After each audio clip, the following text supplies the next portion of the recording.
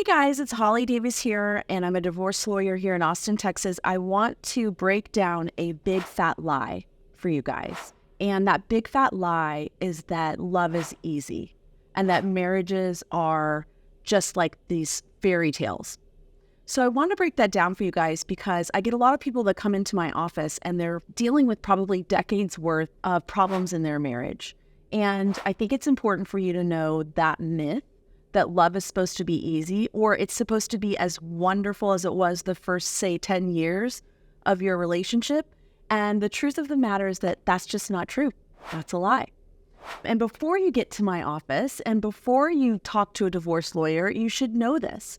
Because if you realize that love is a two-way street, even if you've been treated terribly, there are some things that you've been doing as well that you can take accountability for. When you realize that love is messy and it's never 50-50, sometimes someone's pulling 80% of the weight and the other person's doing 20, other weeks and years it's flipped. If you know that and you expect that, that might help you look at some of the challenges that you have in your relationship in a slightly different light. So the one thing that you can control in a relationship is yourself and your choices.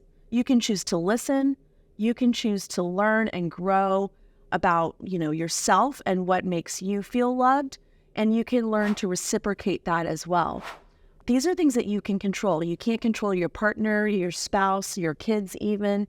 And when you learn to release control in that way and focus only on your own responses and your own thoughts and how you handle your reactions in situations and what's important to you, then that gives you something to focus on.